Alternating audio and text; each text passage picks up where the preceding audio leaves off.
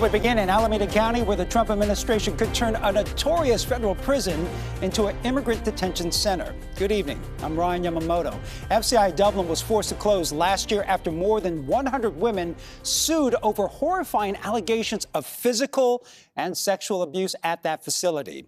John Ramos spoke to one of those women about the possibility that ICE could use the prison to hold detainees. The Federal Correction Institution in Dublin had been mired in abuse scandals for years, but when it closed in April, one of the reasons given was that the buildings were in such poor physical shape. Now it appears ICE thinks there could be a use for the facility after all.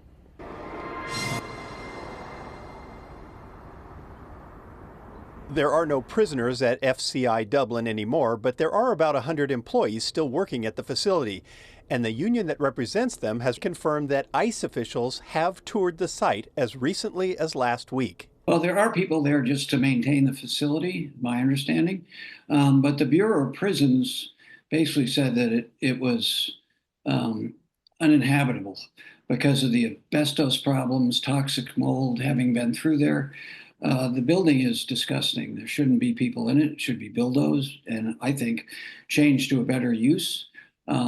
So the fact that the immigration folks think that it's a good idea to put people there, I think is just an incredibly stupid idea. Congressmember Mark DeSaulnier says it's his understanding that any attempt to house people in the old prison would cost tens of millions of dollars in repairs. Is that something that Congress would have something to say about?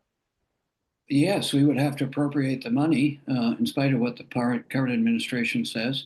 So it would have to go through appropriations specifically, but it would be a poor use of money. I've looked into this. Investing that facility right now is beyond diminishing returns. But mold and asbestos aren't the only aspect of the prison worthy of disgust. For years, women prisoners were allegedly subjected to sexual abuse, earning the facility the nickname the Rape Club. 7 jail officials have been convicted of sexual abuse, including the former warden.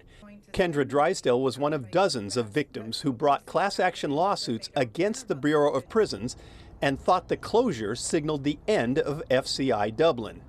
We believed that we had reached that point, being that the BOP had determined that it needed to be permanently closed. So sort of horrified to find out that they are now thinking of using it for non-citizens.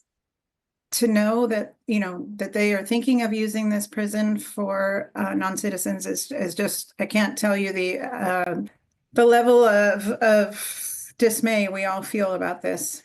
Kendra says those who suffered at the hands of their keepers will not be satisfied until they see the prison torn down. As an advocate of working with so many women that have gone through abuse there, I can say that it would mean a lot to us to have that whole system destroyed, that facility destroyed. Do you think that's going to happen? Or does this put that off? Yeah, this definitely puts that off. ICE responded to our request for an interview with a statement saying their arrests are requiring greater detention capacity and, quote, while we cannot confirm individual pre-decisional conversations, we can confirm that ICE is exploring all options to meet its current and future detention requirements. And the union representative says current workers at the facility are also living under a cloud of uncertainty. They do not know if they will still have jobs if ICE takes over that prison.